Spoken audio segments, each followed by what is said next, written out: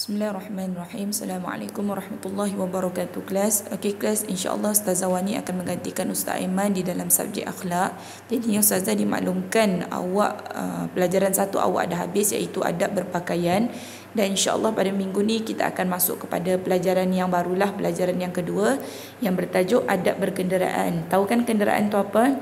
Okey, jom kita tengok satu persatu. Okey, kita tengok dekat kotak yang atas ni dulu. Kenderaan sangat penting untuk bergerak dari satu tempat ke satu tempat yang lain. Okey, contoh daripada rumah awak nak pergi ke sekolah, awak menaiki kereta. Adapun orang yang tak ada kereta, diorang menaiki motosikal ataupun motor ataupun basikal, kan? Ada setengah orang yang begitu. Jadinya beruntunglah awak yang naik ke sekolah, mak ayah hantar, lepas tu naik kereta pula ada aircon, kan? Bersyukur. Sebab ada orang-orang kat luar sana yang pergi ke sekolah tapi tak ada yang berjalan kaki. Kalau zaman mak ayah kita dulu kan, mak ayah kita dulu pergi sekolah ada berjalan kaki. Macam mak ayah Ustazah daripada sekolah dari rumah nak pergi ke sekolah tu berbatu-batu jauh, berpuluh-puluh kilometer baru sampai ke sekolah. Jadi kita sekarang kena bersyukur. Okey. Kalau pada zaman Rasulullah pula, kalau kita tengok kan kenderaan pada zaman Rasulullah sallallahu alaihi wasallam dan sahabat radhiyallahu anhum, mereka menggunakan unta sebagai tunggangan ataupun kenderaan mereka. Daripada contoh Rasulullah berhijrah daripada Mekah ke Madinah, Rasulullah menggunakan unta. Okey, dan ada jugalah zaman-zaman dulu menggunakan keldai. Okey, tapi kebanyakan mereka menggunakan unta. Jadinya sekarang ni telah dicipta bermacam-macam jenis kenderaan. Okey, kita tengok kat bawah ni, ada kenderaan berat, kan? Lepas tu ada pula kenderaan ringan. Okey, kenderaan berat contohnya lori. Okey, lori angkat barang contoh Speedmart kan. Kalau kita tengok Speedmart kan, kalau diorang nak hantar barang tu, diorang menggunakan lori macam ni. Betul tak? Lori yang bertutup macam ni. Okey, yang ni pula adalah kereta api ataupun tren, kan? Kenderaan berat sebab panjang, dia macam bentuk dia macam lipan. Lepas tu tunggangan dia tu tunggangan pula, kapasiti manusia yang duduk tu berpuluh-puluh lebih. Okey, berpuluh-puluh angka dia. Dan ini pula adalah bas sekolah. Kalau ustazah dulu, time ustazah belajar kan, ustazah naik bas.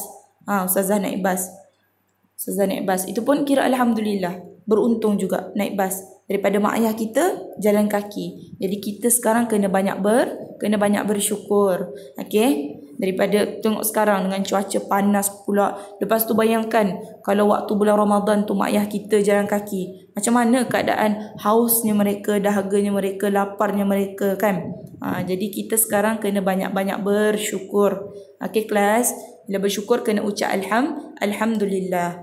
Okey, itu kenderaan berat. Lagi sekali Ustazah ulang, lori, kereta api dan bas. 3 kenderaan berat. Okey. Kenderaan ringan pula, okey, ni yang mudah ditunggang. Okey, contoh apa dia? Motosikal ataupun motor. Okey. Siapa ada motor kat rumah, ini adalah merupakan kenderaan ringan. Yang ni pula adalah basikal. Ustazah percaya awak ada basikal. Okey. Ustazah kat rumah pun ada basikal, motor pun ada. Jadi ini dua ni merupakan kenderaan yang ringan, dan ini pula kenderaan yang biasa awak naik hari-hari, pergi sekolah, pergi mana-mana, kedai, kan? Semua naik kereta ni. Kan? Jadi kenderaan ringan ni ada 3 juga. Yang pertama adalah motosikal, yang kedua adalah basikal, dan yang ketiga adalah kereta. Okey, tengok semua. Ustazah ulang sedikit. Kenderaan berat terbahagi kepada 3. Kenderaan berat ada 3. Okay, yang pertama adalah lori, yang kedua adalah kereta api, dan yang ketiga adalah bas. Okey. Dan kenderaan ringan pula ada 3 juga. Yang pertama adalah motosikal ataupun motor kita panggil. Yang kedua adalah basikal, dan yang ketiga adalah kereta. Jadi kelas, bila ditanya nanti ada berapa jenis kenderaan, awak kena jawab ada 2. Apa dia? Cuba nyatakan. Yang pertama adalah kenderaan berat, dan yang kedua adalah kenderaan ringan. Okey. Kemudian bila ditanya apa contoh kenderaan berat, awak kena jawab Contoh kenderaan berat ialah lori, kereta api dan bas. Contoh kenderaan ringan pula apa? Awak kena jawab. Kenderaan ringan ialah motosikal ataupun motor, basikal dan kereta. Okey? Takat ni jelas ya? Okey, alhamdulillah. Okey kelas, kita pergi kepada ini yang terakhirlah kita sentuh hari ni insya-Allah. Jadi adab menaiki kenderaan ni yang digariskan dekat sini ada 6. Okey. Jadinya insya-Allah ada tugasan berkenaan adab yang kita belajar hari ini insya-Allah. Okey, kita tengok satu persatu. Yang pertama adalah membaca Bismillahirrahmanirrahim. Okey, dengan nama Allah yang Maha Pengasih lagi Maha Penyayang, yang Maha Pemurah lagi Maha Penyayang. Okey kelas. Baca bismillah ni bukan setakat ketika mana kita menaiki kereta. Apa saja kita nak duduk baca bismillah. Ada satu kisah Ustazah cerita dekat awak selit sedikit. Ada satu kisah orang-orang soleh lama dah diceritakan dekat Ustazah. Jadi Ustazah tak berapa nak ingat details dia ataupun butiran cerita tu macam mana. Yang Ustazah ingat ni Ustazah cerita ke awak ni. Ada seorang ulama ni, Ustazah tak ingat siapa nama ulama ni. Dia sentiasa melazimi ataupun sentiasa lidah dia ni sentiasa ucap alhamdulillah, sentiasa ucap bismillahirrahmanirrahim dalam setiap apa yang dia nak lakukan. Itu ulama ni. Jadi kan satu hari dia letak dia punya wang saku ataupun dia punya duit dekat satu laci. Okey, dia letak ada banyak duit di dekat dalam tu dekat satu laci ataupun satu tempat lah. Okey. Jadinya satu hari Allah takdirkan rumah dia tu dimasuki oleh pencuri. Semua barang dekat rumah tu hilang kecuali duit yang ada dekat laci tu. Jadi bila ditanya oleh anak murid ulama ni tadi, kenapa barang lain dicuri padahal yang lebih berharga dekat rumah tu adalah duit, nilai dia banyak. Ulama tu, tok guru tu, dia letak duit jumlah yang sangat banyak dekat laci tu. Lepas tu, apa rasa dia anak murid dia kata? Kemudian dia kata, baca bismillahirrahmanirrahim. Maknanya apa saja perbuatan kita bila kita mulakan dengan bismillah, bukan setakat kita mendapat keberkatan, bukan setakat kita dapat pahala, bukan setakat kita dapat apa-apa ganjaran daripada kebesaran bismillahirrahmanirrahim tu, tapi antaranya juga ialah macam kisah tok guru tadi, Allah jaga harta kita, Allah jaga diri kita, Allah jaga mak ayah kita, semua keluar daripada rumah kan, baca bismillahirrahmanirrahim. Kita niat, ya Allah Tuhanku, semoga engkau jaga diri aku, semoga engkau jaga keluarga aku, semoga engkau jaga hartaku. Hartaku tu apa? Apa yang ada dalam rumah awak. Macam tok guru tadi, awak bayangkan barang yang lain semua hilang, tetapi duit yang diletak dekat laci tu, jumlah dia yang sangat banyak tu tak hilang pula kan. Itulah antara karomah ataupun kebesaran, manfaat yang besar bila mana seseorang suka membaca bismillahirrahmanirrahim. Okey. Yang kedua, baca doa menaiki kenderaan. Okey. Ustazah baca sekali sahaja, kemudian nanti Ustazah akan kongsikan video pada awak, okey, dalam bentuk nyanyian. Okey.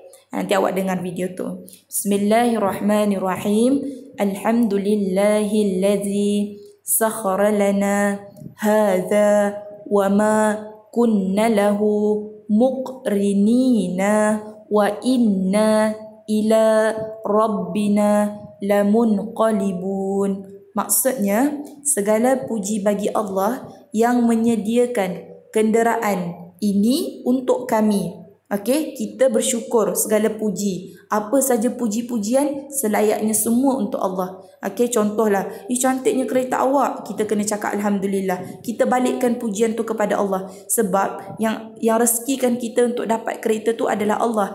Jadi pujian tu selayaknya diberikan kepada Allah, bukan kepada kita. Okey, jadinya dekat dalam doa ni kita bersyukur, kita puji Allah yang menyediakan kereta yang kita naik daripada rumah ke sekolah tu untuk diri kita. Kita bersyukur. Dan tiadalah kami berkuasa mengendalikan. Mengendalikan ni kita buat ataupun kita pandu kereta tu. Dan sesungguhnya kami akan kembali kelak kepada Tuhan. Okey. Dan kita masuk kepada poin yang ketiga, insya-Allah. Okey, mulakan langkah dengan kaki kanan. Keluar rumah, antara adab yang diajarkan oleh Rasulullah sallallahu alaihi wasallam, keluar daripada rumah tu keluar daripada kaki kanan. Okey, mulakan langkah dengan kaki kanan. Okey, contoh kalau kita nak masuk tu kan, tiba-tiba kita masuk daripada tempat duduk sekejap ya, tempat duduk belakang pemandu. Contoh ayah kita tengah memandu. Lepas tu kita nak duduk dekat belakang ayah kita tu kan. Okey. Kan kaki kiri dulu yang akan masuk.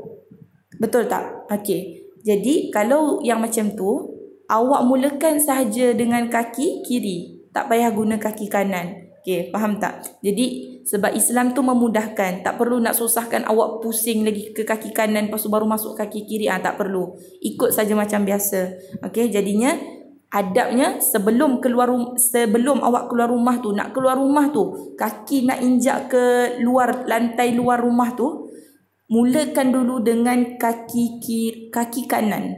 Okey? Jelas?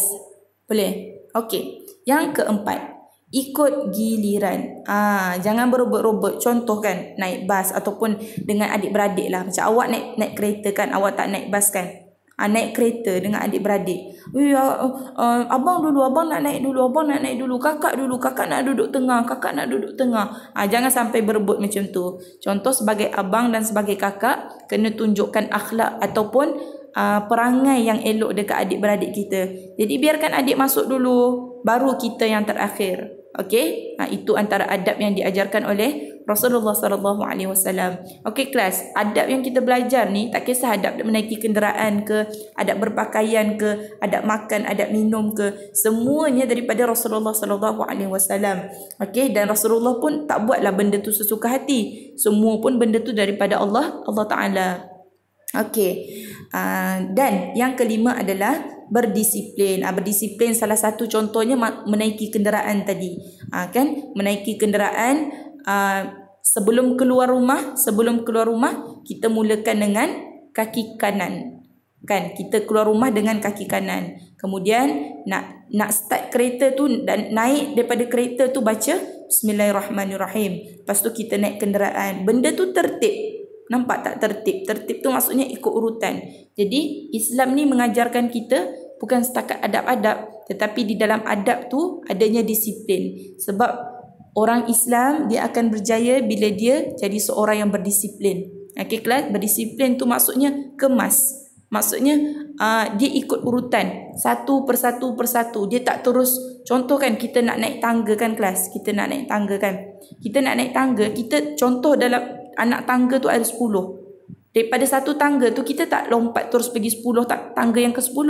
Kita pergi tangga yang kedua, tangga yang ketiga, tangga yang keempat, tangga yang kelima, sampailah tangga yang ke-10. Islam ajarkan kita begitu. Okey, contohlah awak nak awak berak kan, contoh. Kalau awak berak, lepas awak berak tu awak terus pakai seluar ke? Mesti awak cuci dulu kan, bersihkan, guna sabun apa semua, betul tak? Mana ada orang lepas dia berak dia terus je pakai seluar, tak ada kan, sebab kotor, najis. Jadi itu yang dikatakan berdisiplin. Okey. Dan yang terakhir, utamakan orang yang lebih memerlukan. Kalau tengok dekat sini nampak tak gambar ni kan, kenderaan tu contoh. Biasa ni perkara ni berlaku dalam bas. Okey. Macam siapa yang biasa naik bas, contohlah kan, kalau awak dekat Sabah ni mungkin awak selalu naik kereta. Tapi bila awak pergi kat tempat orang, awak pergi Semenanjung ke, pergi kat luar negara ke, awak akan duduk bercampur dengan orang-orang luar, orang-orang yang bukan kita kenal. Kecuali lah kalau awak sewa kereta kat luar kan. Kalau contoh awak nak pergi Semenanjung, awak nak pergi KL lah contoh, Kuala Lumpur. Kalau awak sewa kereta, awak taklah bercampur dengan orang lain. Tapi kalau awak tak sewa, awak akan naik bas. Jadi kalau contohlah kalau naik bas tu kan, kalau naik bas tu ada orang tua, kita minta orang tua tu dulu masuk. Walaupun time tu kita dalam keadaan panas ke apa, adab dia kita mendahulukan orang yang tua. Kalau nak kata kita panas, orang tua yang tunggu tu lagilah panas. Dia dah lah tua, betul tak? Dia tak larat, mungkin kaki dia sakit ke apa ke kan. Jadi bagi dulu orang tua tu masuk. Macam tu juga dengan kenderaan. Okey, macam tu juga dengan kenderaan. Kalaulah mak kita, contoh mak kita kan duduk dekat bahagian belakang, ayah kita tengah pandu, lepas tu kita punya nenek ada dekat depan duduk dengan ayah kita, kemudian mak kita duduk kat belakang, contoh kan. Jadi bagi mak dulu masuk. Baru kita masuk. Okey, tapi biasanya mak dulu bagi masuk kita, baru mak masuk yang terakhir. Tapi situasi ni awak akan jumpa bila awak menaiki bas. Okey, menaiki bas. Contoh lagi apa dia? Okey, awak dah duduk dalam bas tu. Awak dah duduk lama lah dalam bas tu kan. Kemudian bas ni berhenti dekat satu tempat untuk ambil orang yang nak naik bas. Jadi bila ada orang yang naik bas tu, tiba-tiba ada seorang orang tua. Orang yang lebih tua daripada awak lah. Kalau dia tak tua pun dia lebih besar daripada awak. Kan? Jadi bila awak nampak time tu tak ada tempat duduk untuk dia kan, awak boleh bangun. Itu akhlak yang diajarkan oleh Rasulullah. Awak boleh bangun dari tempat duduk tu, kemudian awak boleh bagi dia duduk. Makcik boleh makcik duduk kat sini ya. Tak apa nak, tak apa. Biasa orang tua dia akan buat macam tu. Tak apa makcik duduk kat sini. Saya kuat lagi, makcik duduk kat sini. Boleh. Kita boleh buat macam tu. Jadi bukan setakat kita dapat pahala, kita disayangi juga oleh orang lain, oleh masyarakat, oleh orang yang kita tak kenal. Nabi kata, man la yarham la yurham. Siapa yang tidak mengasihi, dia takkan dikasihi. Maknanya siapa yang tak sayang kat orang, orang pun takkan sayang dekat dia. Bukan setakat orang tak sayang kat dia, Allah pun tak sayang kat dia. Okey, na'udzubillah min zalik. Okey, setakat itu saja pembelajaran kita berkenaan adab menaiki kenderaan pada hari ini. Jadinya Ustazah ulang lagi sekali. Okey, hari ini kita masuk kepada secara ringkas lah. Ustazah imbas secara ringkas ya. Adab berkenderaan. Okey, adab berkenderaan. Okey, ada dua jenis kenderaan. Okey, yang pertama adalah kenderaan berat. Okey, dalam kenderaan berat ni pula ada tiga. Yang pertama, contohnya ada tiga. Yang pertama adalah lori, bas, kemudian tren ataupun kereta api. Dan jenis kenderaan yang kedua pula adalah kenderaan yang ringan, iaitu basikal, kemudian motosikal dan kereta. Okey, seterusnya adab menaiki kenderaan. Yang pertama, baca bismillahirrahmanirrahim. Kemudian kita baca doa menaiki kenderaan. Yang kedua. Yang ketiga, kita mulakan dengan kaki kanan. Keluar rumah menggunakan kaki kanan dahulu. Kemudian baru diikuti dengan kaki kiri. Yang keempat, ikut giliran, jangan berebut-rebut. Yang kelima, berdisiplin. Okey, dan yang terakhir adalah utamakan orang yang lebih memerlukan. Okey? Faham? Jelas ya? Okey, alhamdulillah. Setakat itu saja pembelajaran kita pada hari ini. Mudah-mudahan video yang mengambil masa sebanyak lebih kurang 18 minit ni mudah-mudahan membantu awak. Sekali lagi Ustazah minta maaf tak dapat nak buat GM ataupun Google Meet dengan awak disebabkan oleh kekangan line Ustazah. Jadinya itu saja. Aqulu qawli hadza astaghfirullah wa lakum. Assalamualaikum warahmatullahi wabarakatuh.